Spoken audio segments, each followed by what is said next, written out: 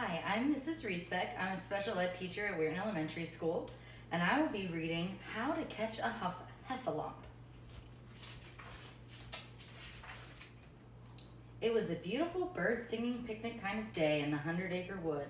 Where shall we have our picnic, Christopher Robin? Asked Piglet. I'm not sure. We'll stop when we find a good picnic spot, answered Christopher Robin. Oh, let's stop here, declared Pooh. How do you know this is a good picnic spot? Wondered Christopher Robin. My tummy says it's time to stop for lunch, and our lunch is in the picnic basket. So I think this must be a good spot for a picnic. Silly old bear, laughed Christopher Robin. The friends spread out the red and white cloth on the ground. It was a friendly bird-feeding and honey-eating kind of picnic. You know, Christopher Robin said, pointing, I thought I saw a heffalump right over there. A heffalump, said Piglet. Where? Piglet was not quite sure what a heffalump was, but Piglet thought it sounded like a very large animal. It's not there now, said Christopher Robin. I thought I saw one yesterday. I wish I had caught it. Then I could have shown it to you. That would have been nice, Pooh said. When they had finished their lunch, Christopher Robin had to go home. Christopher Robin waved. Goodbye, Pooh. Goodbye, Piglet. Goodbye, called Pooh and Piglet as they waved back. The two friends packed up their picnic things. That was fun, wasn't it, Pooh? Asked Piglet. It was very nice of Christopher Robin to bring the picnic, Pooh agreed. Perhaps we could do something nice to thank him, Pooh said. What a good idea, Pooh. What should we do? Wondered Piglet. Pooh thought for a moment. I know. We shall catch a heffalump for Christopher Robin, Pooh shouted happily. Heffalump? Piglet asked nervously. Isn't that awfully dangerous, Pooh? Perhaps, Pooh replied. Heffalumps are clever animals, I think. We need a clever plan. So the two friends sat down to think of a clever plan. Think, said Pooh, tapping his head. Could we get some sort of trap? Wondered Piglet. That seemed like a very clever plan to Pooh. But what sort of trap? He stood up and began to draw in the dirt.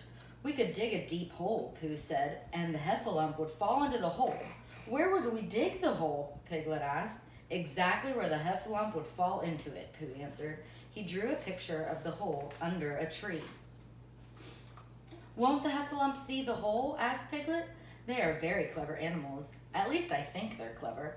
No, answered Pooh. The heffalump will be looking up, so he won't see himself fall down. Piglet smiled. Yes, he said, that is a very good plan. Heffalumps are always looking up. Piglet did not really know if heffalumps always looked up or not, but he thought they did. One problem still remained. How would they lure the heffalump to the hole? I know, said Piglet excitedly. Heffalumps are very large, so they must eat a lot of food. Piglet drew a heffalump in the dirt to show Pooh how big it was, or at least how big he thought it was. Maybe it would come to the hole if there was food, said Piglet. But what food do heffalumps like, Pooh? Piglet turned around to find that Pooh had fallen asleep. All this heffalump talk had tired out the bear's little brain. Pooh? Said Piglet. Yes, said Pooh sleepily. What do you think a heffalump likes to eat? Piglet asked. Pooh thought of the only food he ever thought of. Honey, he replied. Yes, Piglet said excitedly. That is a good idea. Heffalumps like honey. At least he thought they did. Hooray, Piglet cried. We have a clever plan. So they decided that Pooh would go home to get a pot of honey. Meanwhile, Piglet would get a shovel to dig the hole. When Pooh got home, he opened his cupboard. This pot is far too heavy to carry, he said. So Pooh decided to remove some of the honey. And since he did not have anywhere to put the honey, he put it in his mouth. The honey pot was still heavy, so as he walked along, Pooh ate some more. Then he ate some more again, and again, and again. As Pooh walked to meet Piglet, the pot felt much lighter, but for some reason his stomach felt heavier. When Pooh arrived, Piglet had nearly finished digging the hole. Did you bring the honey? Piglet asked. Yes, answered Pooh. Pooh handed the honey pot to Piglet, and together they placed it in the hole. The trap was all set. It was getting late. Pooh and Piglet decided to meet at their trap in the morning. Then they would see if they had caught a heffalump. Good night, Pooh, said Piglet. Good night, Piglet, said Pooh. Later that night, Pooh woke up with a rumbling in his tummy. It could mean only one thing. He was hungry.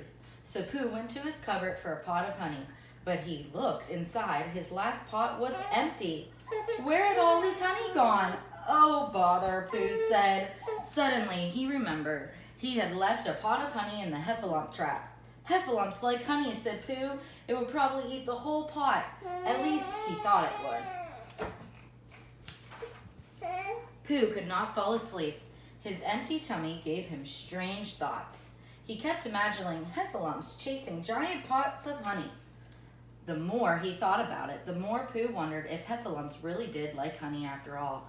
And if they did not, then the pot of honey in the trap would still be there, just waiting to be eaten. So Pooh jumped out of bed and ran out the door. Soon, Pooh reached the Heffalump trap. Pooh tried to see if there was a Heffalump in the trap, but it was too dark to tell, so he moved closer to the hole. But he still couldn't see, so he moved even closer and closer until, oops, he fell into the hole. Pooh looked into the honey pot and decided that Heffalumps did like honey because there was only a little left in the pot. Who else could have eaten it? Pooh stuck his nose into the pot to lick the last few drops. At that very moment, Piglet was lying in bed thinking about the Heffalump. I wonder what a Heffalump looks like, Piglet said to himself. Is it very horrible? Piglet was quite worried.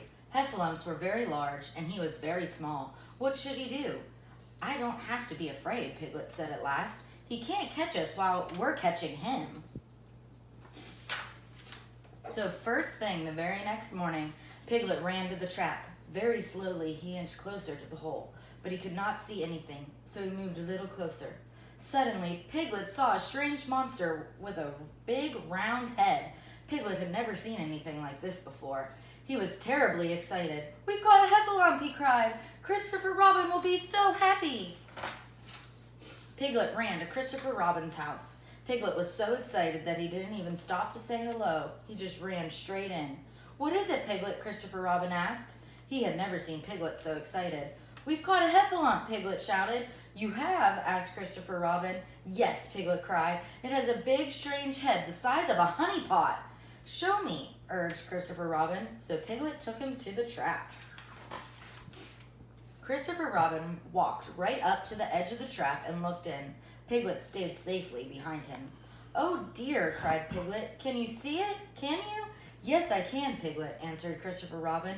Is it horrible? Piglet asked excitedly. Christopher Robin smiled and began to laugh, and he laughed and laughed. Suddenly, a loud noise came from the hole. Crack! Piglet looked down, and what did he see? Pooh! Piglet had thought it was a Heffalump, but it was really Pooh with the honey pot stuck on his head. Later that day, Christopher Robin, Pooh, and Piglet had another picnic in the woods. It was a beautiful day with the sun shining down on the three friends. We never did see a Heffalump, said Piglet. That's okay, said Christopher Robin. Heffalumps are rather shy anyway. Yes, agreed Pooh. Besides, I have no honey for it, and Heffalumps love honey. At least I think they do. Christopher Robin laughed. Silly old bear, he said. I love you both so much. The end.